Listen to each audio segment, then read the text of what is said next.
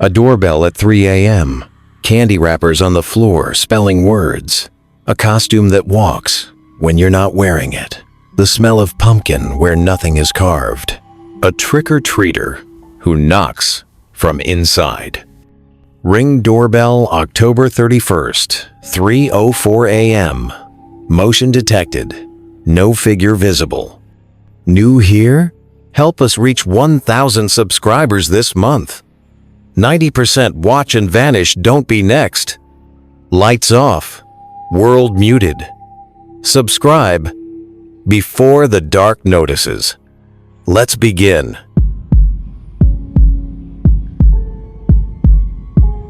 I love Halloween.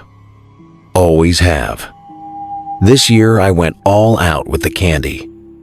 Bought 12 bags because I live in one of those neighborhoods where families drive in from all over town. By 11:30 on Halloween night, I'm sitting on my couch exhausted but happy. The doorbell finally stopped ringing around 11. I have maybe 60 pieces of candy left in the big orange bowl on my kitchen counter. I head to the bathroom to brush my teeth and wash off the fake blood I'd smeared on my face for effect. 3 minutes, maybe 4. When I walk back into the kitchen, I stop cold. The bowl looks different, lighter. I move closer and start counting. 42 pieces. I know I had around 60 because I'd counted them earlier, thinking about how much candy I'd have for myself the next few weeks. 18 pieces just vanished. I live alone. My apartment is on the 3rd floor. The door is locked, deadbolt and chain both. I check anyway, walking through every room. No one here. No open windows. Nothing. I start thinking maybe I miscounted. Maybe I'm just tired. I sit on the couch where I can see the bowl clearly. The TV is off. The apartment is quiet. I'm just watching that orange bowl sitting on the counter under the kitchen light. At 11:58, I see it. A small hand reaches up from behind the counter. A child's hand, pale and thin. The fingers grab 2 Milky Ways from the bowl and pull them down out of sight. No arm, no body, just the hand, appearing from nowhere and disappearing back into nothing. My heart is hammering.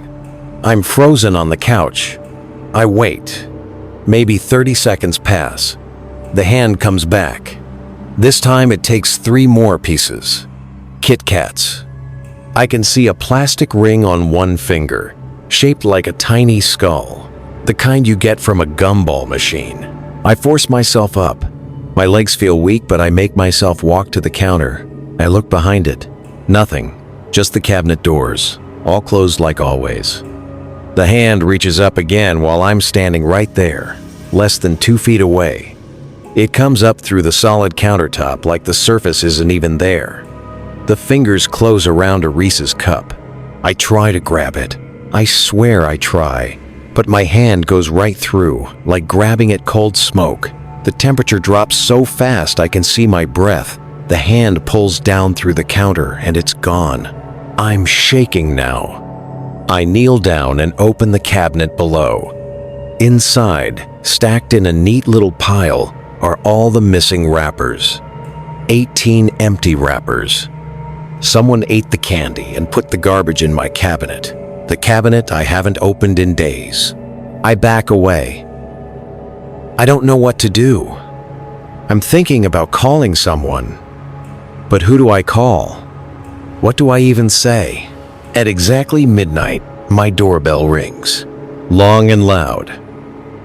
I move to the door and look through the peephole. There's a child standing in my hallway. Small. Maybe 6 or 7 years old. They're wearing a ghost costume, just a white sheet with 2 eye holes cut out. Classic. They're holding a pillowcase, the kind kids use for trick-or-treating. The hallway light is flickering behind them. I don't open the door.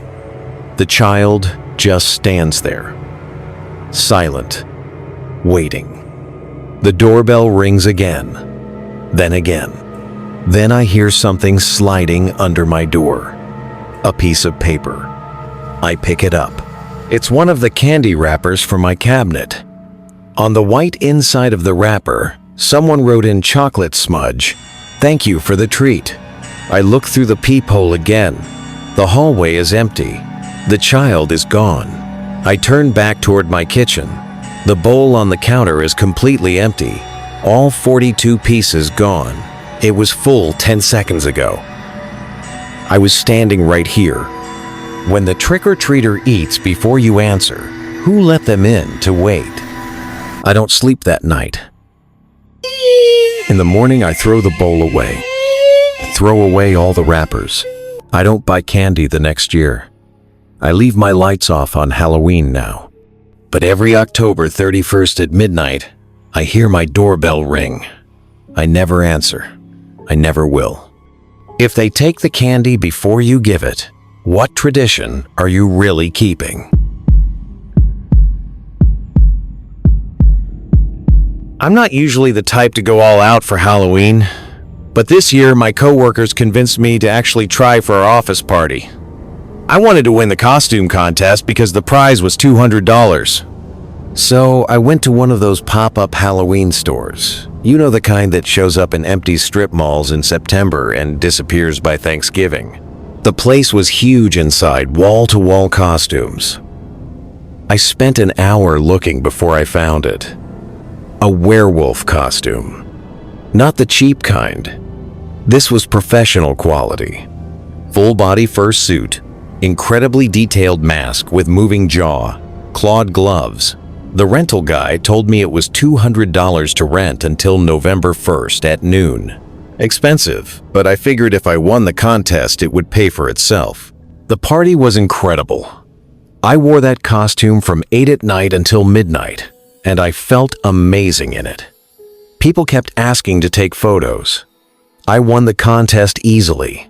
Had a few drinks to celebrate. Got home around 1:15 in the morning and hung the costume in my closet, still buzzing from the wind.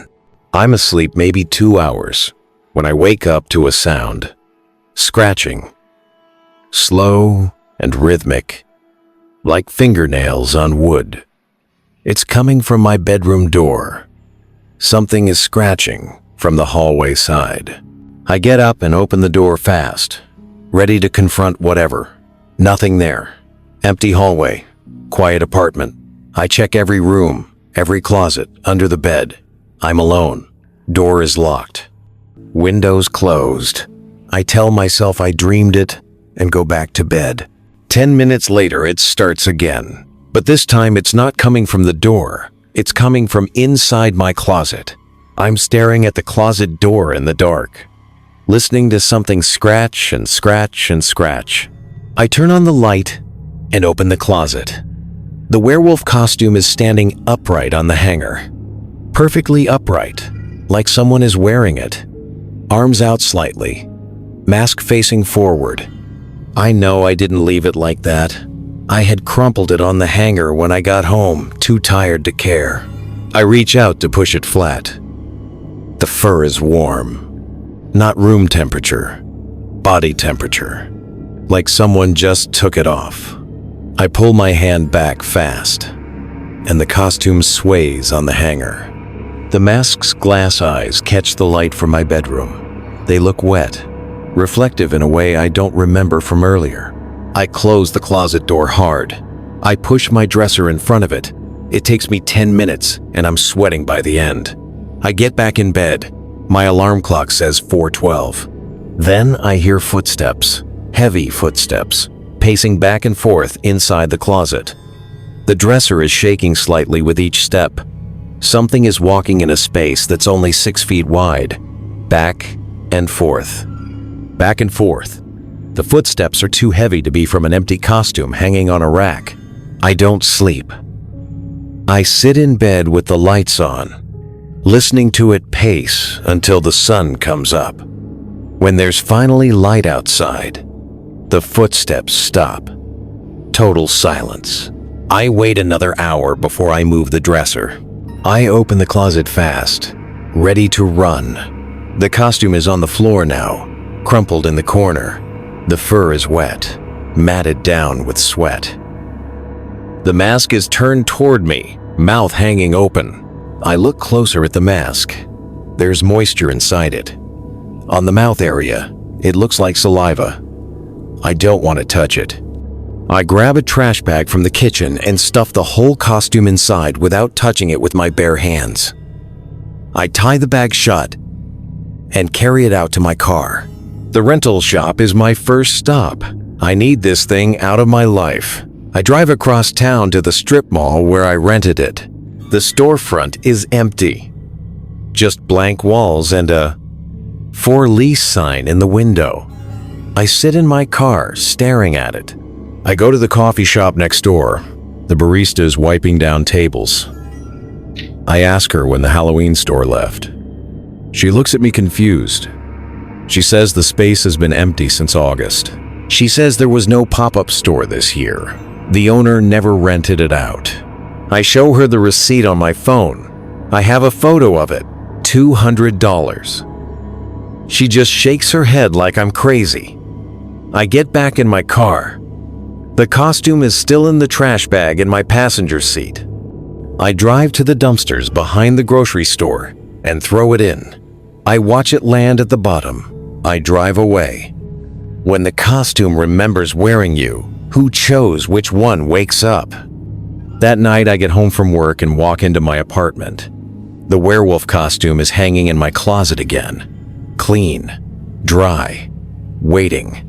Same hanger, same position. I move out 2 weeks later. I don't tell my landlord why. I just break the lease and eat the penalty. I can still hear it sometimes when I'm trying to fall asleep. The pacing, back and forth, always at 4:12 in the morning. If the rental never existed, who kept the receipt for return?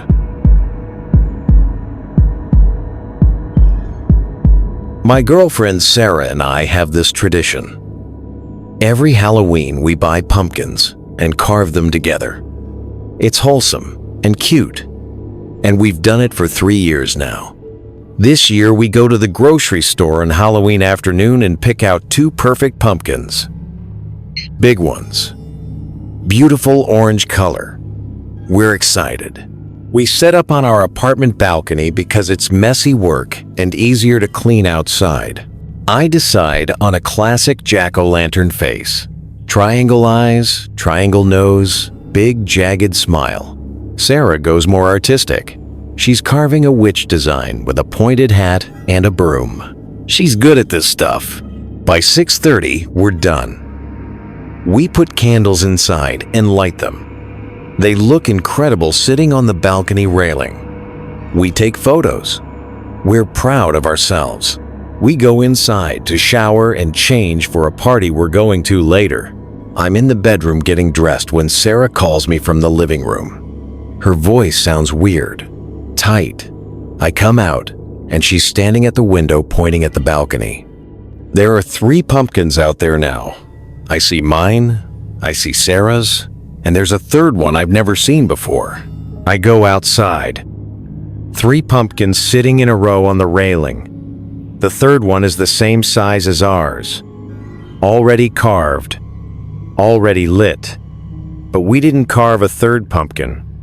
I only bought 2. I only carried 2 up here. I lean down to look at it closer.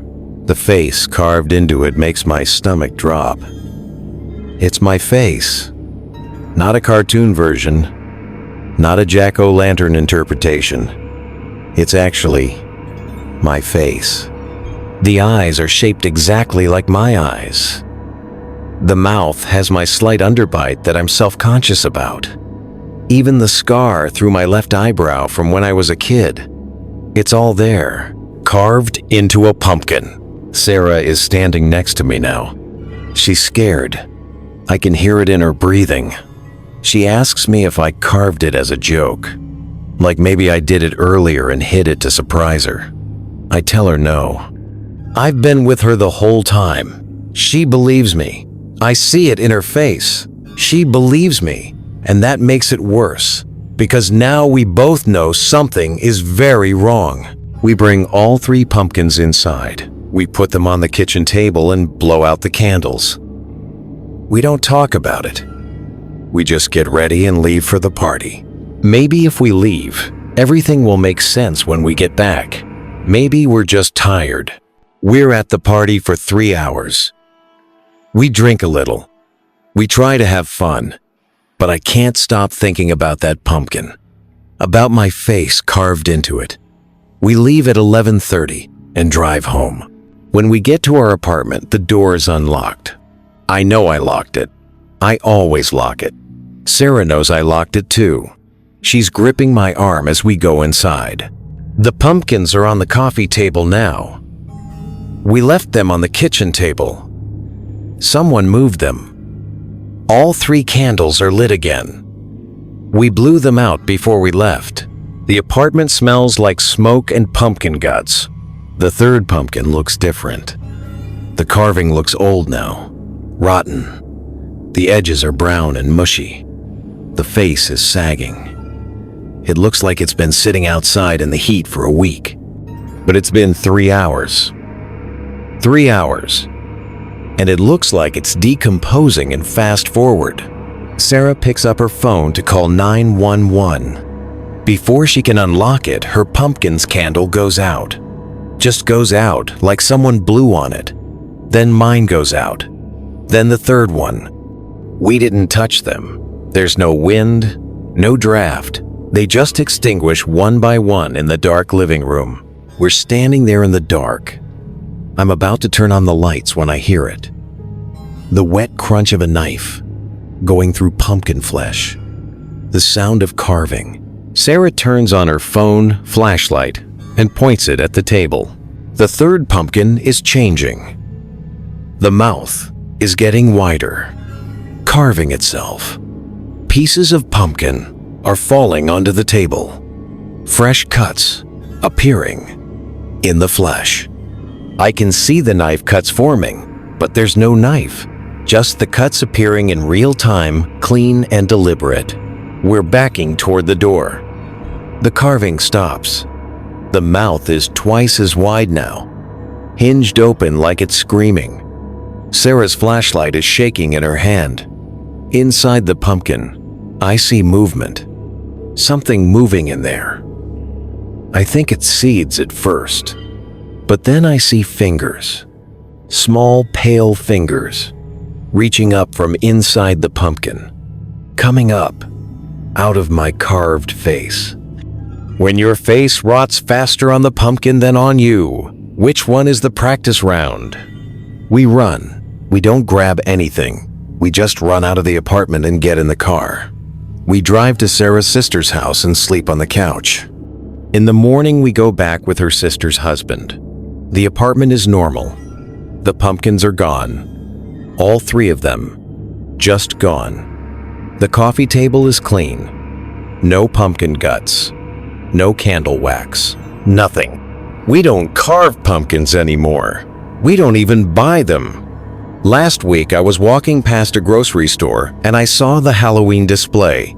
Pumpkins stacked in a huge pile. One of them near the front had my face carved into it. Already carved. Already rotting. I didn't go closer. I just kept walking. If the carving knows your face, what has been watching you practice your smile? My sister asked me to take her son Tyler trick-or-treating this year because she had to work a double shift at the hospital. Tyler is 7. Good kid.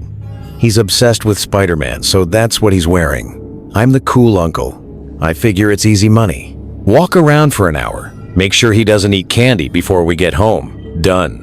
We start on Maple Street at 6:45. It's one of those perfect Halloween nights. Not too cold. Lots of decorations. Lots of kids out with their parents.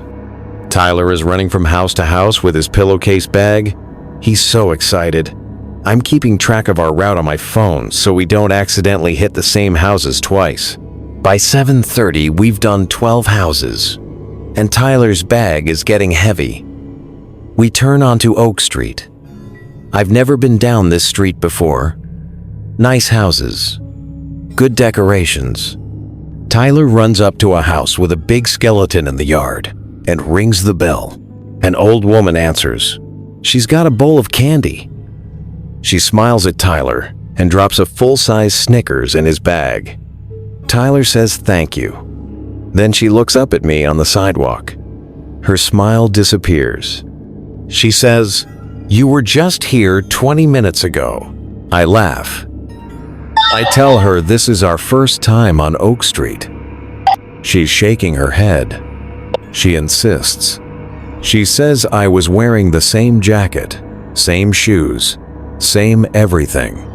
But I was alone. No kid with me. I tell her she must have me confused with someone else. She closes the door, looking upset. Tyler and I move to the next house. A guy opens the door in a Frankenstein mask.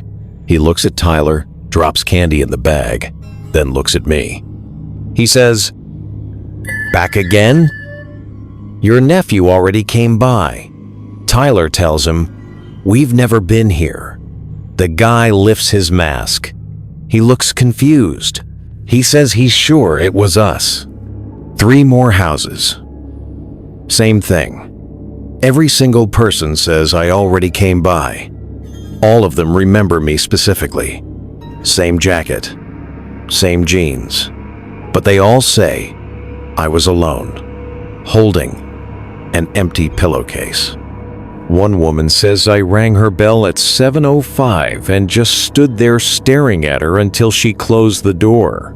Tyler is getting scared now. He's holding my hand tight. I tell him it's just a prank. Someone is messing with us. Maybe someone dressed like me, but I'm wearing a plain black jacket and jeans. Nothing costume-like. Nothing anyone would copy. We finish Oak Street and start heading back toward my car. On the way, we pass a house I know we already hit. I remember it specifically because the guy gave out full-size candy bars. Tyler wants to skip it, but I have to test something. I need to know what's happening.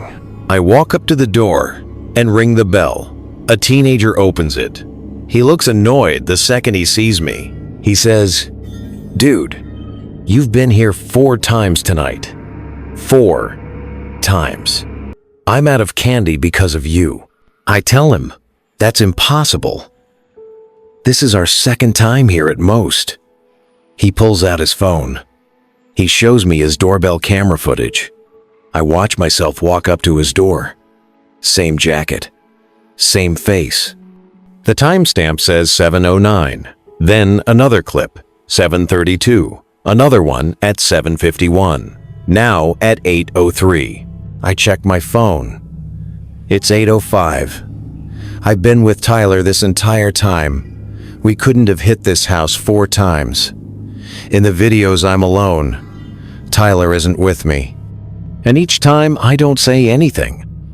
I just ring the bell and stand there staring when he opens the door. Tyler tugs my sleeve hard. He's not looking at the teenager. He's looking past me, down the street. I turn around. At the far end of Oak Street, under a street light about 2 blocks away, I see someone standing. They're wearing a black jacket and jeans. They're holding a pillowcase. They're standing perfectly still, facing our direction. It's me. I'm looking at myself. Same height, same build, same everything. When your double collects the candy first, who is trick-or-treating for whom? I grab Tyler's hand and we run to my car. I don't look back. I'm fumbling with the keys. Tyler is crying now. We get in and I lock the doors. I drive past the streetlight. No one is there. The sidewalk is empty. Tyler's pillowcase is on the back seat. I tell him to check his candy. He dumps it out. The bag is empty. Every single piece of candy is gone. We collected candy from at least 20 houses. It's all gone. I take Tyler home. I tell my sister he had a great time. I don't mention anything else. What would I even say? Tyler doesn't talk about it. He hasn't dressed up for Halloween since. He's 12 now. He still won't tell me what he saw when he looked down Oak Street. He says he saw me under that street light, but he says there were two of me standing there. Not one, two, both staring back at us. If the route repeats with you alone, what happened to the nephew in the other loop? On October 30th, I find something in my mailbox that shouldn't be there. It's an invitation. Heavy cardstock paper, orange and black design, really professional looking. Embossed lettering that says, "You're invited to the annual Harvest Moon Halloween party, October 31st, 9 p.m. Costume required, 27 Blackwood Lane." There's no RSVP information, no host name, no phone number, just the address. I don't recognize it. I asked my neighbors in the apartment building if they got invitations. Nobody did, just me. I Google the address. It exists. It's a house about 2 miles away in the older part of town where the Victorian houses are. I pull it up on Street View. Looks like a nice place. Well maintained. Lights on in the windows. Looks totally normal. I don't have plans for Halloween. My friends are all doing couple things or family things. I'm single and bored. So I decide, what the hell? I'll go. I'm curious. Maybe it'll be fun. I put together a vampire costume. Nothing fancy. Black cape from a previous Halloween. I buy fake fangs from the drugstore. I do the white face makeup. Classic vampire. I look good. I drive to Blackwood Lane at 8:50. I want to be fashionably late, but not too late. The house is completely lit up when I pull up. Decorations everywhere. Orange lights. Fake cobwebs. Fog machines running on the lawn. I can hear music inside. Sounds like a real party going on. I park on the street and walk to the front door. It's already open. Just standing open like they're expecting people to walk in. I step inside. The entry hall is packed with people in costumes. Zombies, witches, mummies, ghosts, all the classics. Everyone is talking and laughing and drinking. It looks like a great party, except no one looks at me. I walk further inside. People move around me, but no one makes eye contact. No one says hi. I try to say hi to a woman dressed as a black cat. She looks right through me and walks past. I try to talk to a guy in a pirate costume. Same thing. He doesn't acknowledge me at all. I grab a drink from the table. I can touch things. I can drink. I can feel the music vibrating through the floor. But I'm invisible to everyone here. I spend 20 minutes trying to talk to people. 0 responses. It's like I'm a ghost at my own Halloween party. At 9:30, the doorbell rings. Everyone in the room stops talking. Complete silence. A guy in a skeleton costume walks to the door and opens it. Standing on the porch is someone in a vampire costume. Black cape. Fake fangs. White face makeup. It's me. I'm looking at myself, standing on the porch. Same costume, same everything. He's me. The other me walks inside, and everyone swarms him. Handshakes, hugs. "Hey man, so glad you made it. We were waiting for you. Everyone can see him. Everyone is talking to him." He's the guest they invited. I'm standing 10 feet away. I might as well not exist. I follow him through the party. He's comfortable here. He knows these people. He's laughing at their jokes, telling stories. I don't recognize anyone at this party. Not one person. But he knows them all. At 10:15, a woman in a witch costume pulls him aside. She whispers something in his ear. They both glance toward the staircase. The other me nods. He follows her upstairs. I follow them. The upstairs hallway is dark. No decorations. No people. Just dark. I watch them enter a room at the end of the hall. I walk quietly to the doorway and look inside.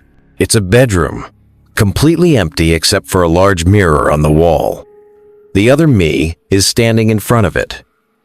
The witch is standing behind him, with her hands on his shoulders. She says, "It's time to decide." The other me looks at his reflection. I look at the mirror from the doorway. In the reflection, I see myself in the vampire costume. I see me standing where the other me is standing. But the other me isn't in the reflection. The glass shows me, only me. The witch says, "You can leave now. He'll take it from here." When the party knows the guests they invited, where have you been standing this whole time? I back away from the door. I'm moving toward the stairs when I hear footsteps behind me. I turn. The other me is standing in the hallway, not in the room anymore, out here, coming toward me. The witch is gone. He walks right up to me. We're face to face. He smiles with my smile. He says, "Thanks for coming. I needed to make sure you'd show up." I run down the stairs. People are still partying, still talking, still ignoring me. I run out the front door to my car. I drive home 20 miles over the speed limit. I don't look in my mirrors. When I get home, I rip off the costume. I throw it in the dumpster outside my building. I go inside and lock every lock. I check every window. In the bathroom, I wash off all the makeup. I stare at myself in the mirror for a long time, making sure it's really me looking back. The next day, I drive past Blackwood Lane. Number 27 is abandoned. Windows boarded up, lawn completely overgrown. For sale sign from a real estate company that went out of business in 2019. The house is empty. It's been empty for years. If the invitation was for your reflection, who has been living your October? I go crazy with Halloween decorations this year. I'm really into it. I buy an animatronic witch, one of those motion sensor ghosts that drops down and screams, orange string lights, a fog machine, the full setup. I spend $300 easy. I set everything up on October 20th. The smart thing I do is put everything on timers. I don't want to waste electricity and I don't want to bother my neighbors late at night. So I program everything to turn on at 7 p.m. and shut off at 11 p.m. every night for those 11 days leading up to Halloween. It works perfectly. 7 p.m. Everything turns on. 11 p.m. Everything shuts off. Automatic. Halloween night. I'm inside handing out candy. I'm having a great time. Kids are loving my decorations. Their parents are taking photos. I'm feeling proud of myself. At 11 p.m., I'm cleaning up the candy wrappers from my porch when I hear the witch still cackling. The ghost is still moaning. The fog machine is still running. I check my phone. 11:14. They should have shut off at 11. I go to check the timer plugs. They're set correctly. 11 p.m. shut off. But everything is still running full blast. I unplug the main timer from the outlet. The decorations keep running. The witch keeps cackling. I start unplugging each decoration individually, one by one. The ghost is still moaning, even with its plug in my hand. The witch is laughing without any power cord attached. I'm standing in my yard at 11:30 at night holding unplugged cords and my decorations are still running. I carry the witch inside. I put her in my garage, unplugged. No batteries in the compartment. I checked. sitting on the concrete floor. I go back outside for the other decorations. I'm out there maybe 3 minutes. When I come back to the garage, the witch is facing a different direction. I left her facing the wall because those eyes creep me out.